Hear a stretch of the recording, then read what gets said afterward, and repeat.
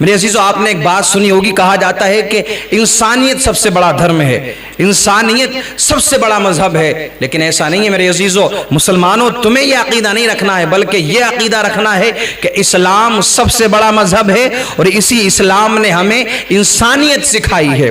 اس دنیا کے اگر انسانوں کو انسانیت کسی نے سکھائی ہے تو وہ مذہب اسلام نے سکھائی ہے، کیونکہ مذہب اسلام کے آنے سے پہلے انسان تو تھا لیکن انسانیت نہیں تھی۔ لوگوں کے اندر حیوانیت موجود تھی، انسان موجود نہیں تھا۔ اللہ اکبر کبیرہ میرے عزیزو، اسی مذہب اسلام نے ہمیں انسانیت سکھائی، اور یہ سکھایا کہ تمہارا پڑوسی اگر بھوکا ہے، پیاسا ہے، مظلوم ہے، تو تم اپنے پڑوسی کی مدد کرو، اپنے پڑوسی کے کام میں آؤ، اس کو پانی پلاؤ، اس کو کھانا کھلاؤ۔ اگر وہ مظلوم ہے تو اس کا ساتھ دو۔ یہ اسلام نے ہمیں سکھایا ہے، یہ انسانیت جو سکھائی گئی ہے یہ مذہب اسلام نے ہمیں سکھائی ہے۔ لیکن لوگ مذہب اسلام کو ایک کٹر مذہب بنا کر کے دنیا کے سامنے پیش کرتے ہیں۔ اب آپ دیکھیں، کاوڑ یاترا کا سلسلہ شروع ہے۔ یہ ہندو دھرم کا میرے عزیزوں ان کی اپنی ایک پرمپرا ہے، ان کا ایک اپنا عقیدہ ہے، اس سے ہمیں کوئی غرض نہیں۔ لیکن آپ نے دیکھا کہ نام لکھوانے والی پرمپرا کتنی تیزی سے چل رہی ہے۔ کیا مطلب کہ اگر ہوٹل مسلمان کا ہے تو ایک پہچان ہونی چاہیے، ایک پہچان ہونی چاہیے کہ ہاں یہ مسلمان کا ہوٹل ہے، نام لکھا جائے گا کہ یہ سمیر کا ہوٹل ہے، سلیم کا ہوٹل ہے، یا پھل کا ٹھیلا ہے۔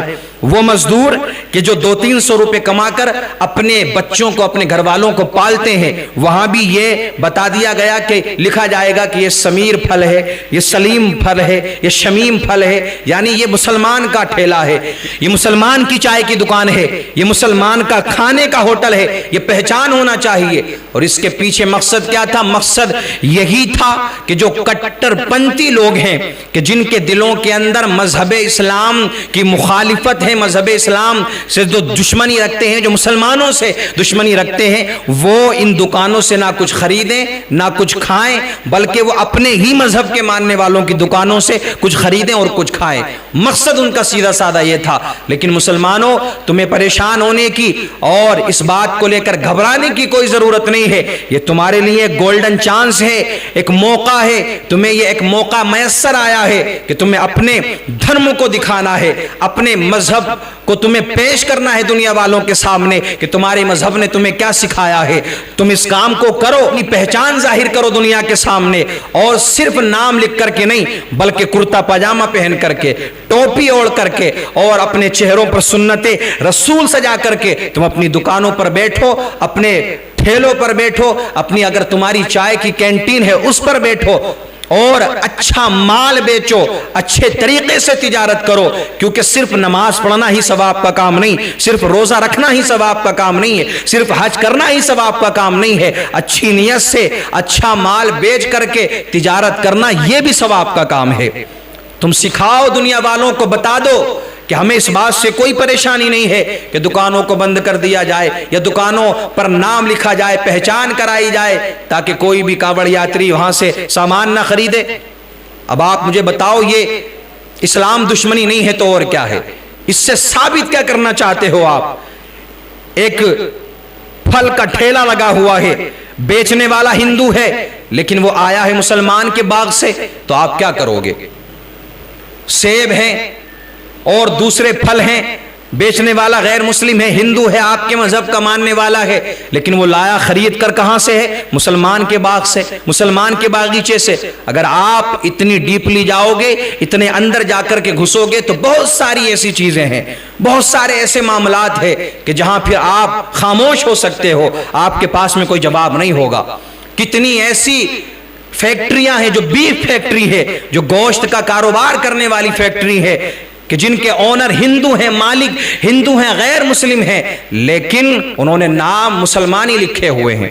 کوئی ایک دو نہیں ہے، یہاں تفصیل بیان کرنے کا وقت نہیں، سب جانتے ہیں، کوئی اتنا نادان نہیں ہے۔ کتنے ایسے ہیں کہ جنہوں نے کاروبار کر رکھا ہے گوشت کا، بیف کا کاروبار کر رہے ہیں، امپورٹ ایکسپورٹ کا معاملہ ہے ان کا، لیکن نام مسلمانی ہے، اونر ہندو ہے۔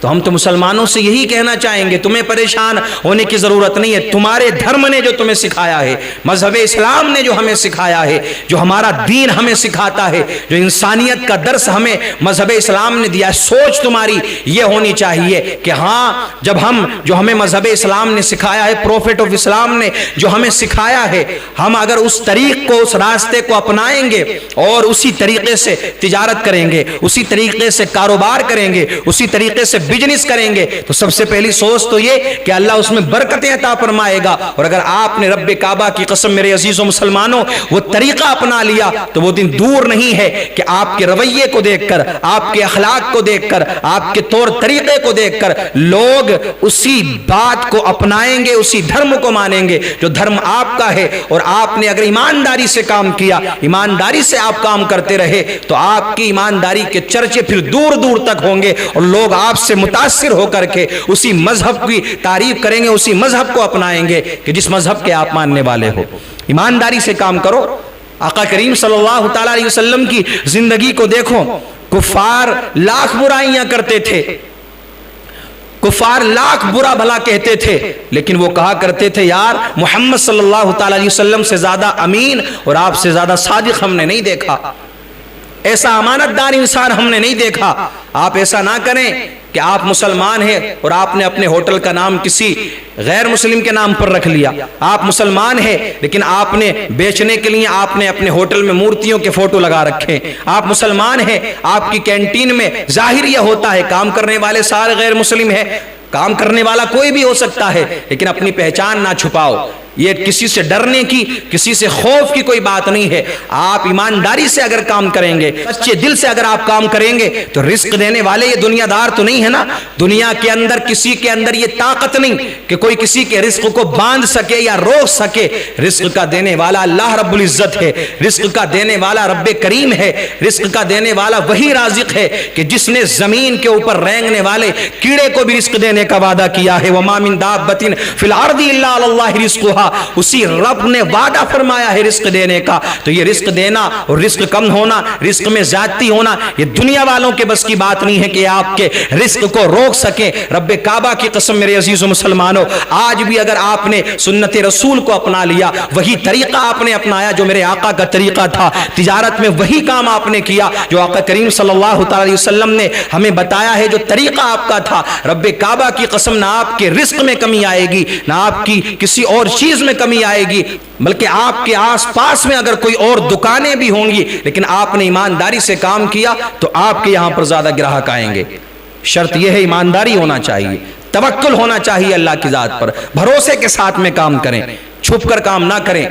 یہ نہیں کہ ہوٹل آپ کا ہے، آپ نے غیر مسلموں کا نام لکھ دیا، آپ نے مورتیوں کی فوٹو لگا لیے، یہ دوسرے آپ نے کام کر لیے۔ بہت جگہ ایسا ہوتا ہے، بہت سارے مقامات پر ایسا کیا جاتا ہے۔ تو آتا ہے کہ کسی غیر مسلم کو پانی پلا سکتے ہیں نہیں، مدد کر سکتے ہیں یا نہیں کر سکتے ہیں۔ سچویشن دیکھیں، حالات دیکھیں کیسے ہیں۔ ہمارے دھرم نے ہمیں یہ سکھایا ہے کہ ہم مدد کریں ان کی، اور اللہ کے رسول صلی اللہ تعالی علیہ وسلم میرے عزیزو جب آپ مدد فرمایا کرتے تھے، آپ نے کتنے غیروں کی مدد کی ہے۔ ایک یہودی بچہ جو صرف فریاد لے کر کے آیا تھا اپنی والدہ کی، اس نے فریاد سنائی، آقا کریم صلی اللہ علیہ وسلم نے اس کی مدد فرمائی۔ غیر مسلم تھا، مسلمان نہیں تھا، نبی کا کلمہ پڑھنے والا نہیں تھا، تو غیر مسلموں کی مدد کرنا، ان کی ہیلپ کرنا، ان کے لیے انتظامات کرنا انسانیت کے ناطے، اس میں کوئی حرج نہیں ہے میرے عزیزو۔ آپ کا ایمان خراب نہیں ہونا چاہیے، آپ کے ایمان پر کوئی آنچ نہ آئے، ایمان کے دائرے کے اندر رہتے ہوئے